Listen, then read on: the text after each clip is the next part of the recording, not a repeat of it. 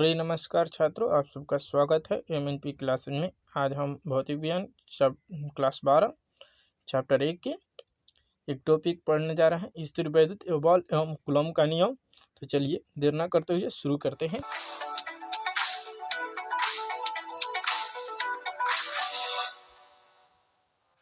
यदि स्प्रिंग से जुड़े दो गुटकों को खींचकर अलग किया जाता है तो जिस बल से वे एक दूसरे की ओर खींचे जाते हैं पृथक्करण में वृद्धि के साथ बढ़ता है। लेकिन विद्युत आवेशों का क्या? उनके बीच का बल दूरी के साथ बढ़ता है या घटता है? क्या ये पूर्णतः दूरी पर निर्भर करता है? चलिए पता करते हैं। दो गुब्बारे लें और उन्हें फर से धीरे से रगड़ें। अब उन्हें इस प्रकार लटकाएं कि वे एक दूसरे के निकट रहें। आप पाएंगे कि वे एक दूसरे को हल्का सा प्रतिकर्षित करते हैं। यदि आप अब गुब्बारे के पास फर लाते हैं तो आप पाएंगे कि वे एक दूसरे को आकर्षित करते हैं। हम देखते हैं कि इन गुब्बारों और फर पर स्थिर आवेश उत्पन्न हो गए हैं। ये आवेश आकर्षी और प्रतिकर्षी प्रभावों के लिए उत्तरदायी होते हैं। अब दोनों गुब्बारों पर अधिक स्थिर आवेश प्रदान करने के लिए फर को जोर से रगड़ें। अब आप पाएंगे कि उनके बीच प्रतिकर्षण बढ़ गया है। अर्थात गुब्बारों पर जितना अधिक आवेश होगा प्रतिकर्षण बल उतना ही अधिक होगा। गुब्बारों के बीच की दूरी बढ़ाने पर आप प्रतिकर्षण बल में कमी देखेंगे। इसी प्रकार की घटना को आकर्षण बल के लिए देखा जा सकता है। 18वीं शताब्दी में चार्ल्स कूलॉम द्वारा दो स्थिर विद्युत आवेशों के बीच आकर्षण या प्रतिकर्षण बल का अध्ययन किया गया था। उन्होंने एक नियम प्रतिपादित किया जिसमें कहा गया कि दो स्थिर बिंदु आवेशों के बीच आकर्षण या प्रतिकर्षण बल का परिमाण आवेशों के परिमाण के गुणनफल के सीधे समानुपाती होता है और उनके बीच के दूरी के वर्ग के व्युत्क्रम क्रमानुपाती होता है।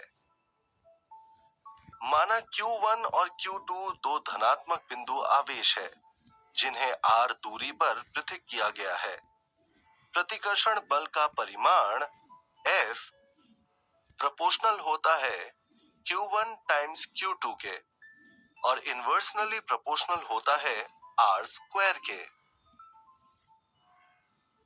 इन दोनों समीकरणों को मिलाकर F प्रोपोर्शनल होता है Q1 times Q2 divided by r square. इसलिए F equals to constant K times Q1 times Q2 divided by r square. यहाँ पर K अनुपातिकता स्थिरांक है।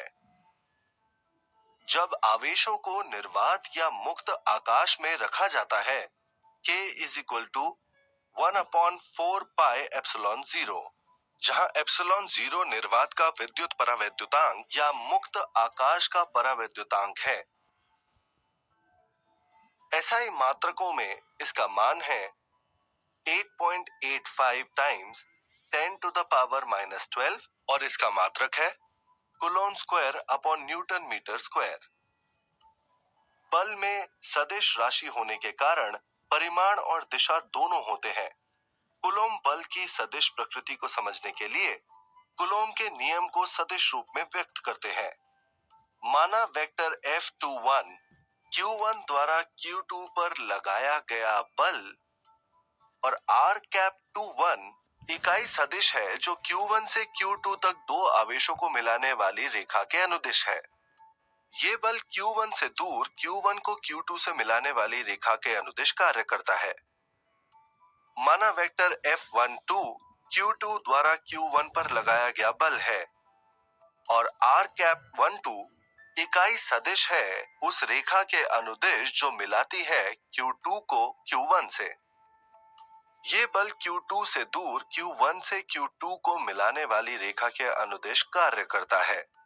क्योंकि इकाई सदिश R⁻12 और R⁻21 विपरीत दिशाओं में है, R⁻21 is equal to minus R⁻12। इसीलिए बल दिशा में विपरीत होते हैं और परिमाण में बराबर होते हैं। इसी प्रकार विपरीत ध्रुवता के दो बिंदु आवेश एक दूसरे पर समान और विपरीत बल लगाएंगे।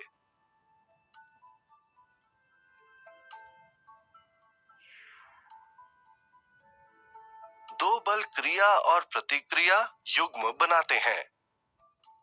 क्योंकि दोनों बल दोनों आवेशों को मिलाने वाली रेखा के अनुदिश कार्य करते हैं, उस स्थिर वैद्युत बल को केंद्रीय बल कहते हैं। आपको ध्यान देना चाहिए कि कूलोम का नियम केवल स्थिर बिंदु आवेशों पर लागू होता है। लेकिन क्या होगा यदि आवेशों को निर्वात के अलावा किसी अन्य माध्यम में रखा जाए? किसी माध्यम में रखे जाने पर आवेशों पर कार्यरत कुल बल कूलोम के नियम के निम्न समीकरण में भिन्नता द्वारा व्यक्त किया जाता है। यहाँ एप्सिलॉन को माध्यम का निरपेक्ष परावैद्युतांक कहा जाता है और इसे प्रयोगात्मक रूप से निर्धारित किया जाता है। सारांश: स्थैतिक विद्युत बल आकर्षी या प्रतिकर्षी हो सकता है। विद्युत बलों का परिमाण और दिशा कूलोम के नियम द्वारा दी जा सकती है।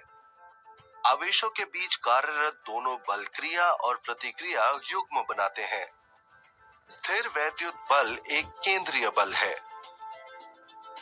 हमने कूलोम के नियम के सदिश रूप के बारे में संक्षेप में बात की। इस टॉपिक पर विस्तृत चर्चा के लिए साथ बने रहे।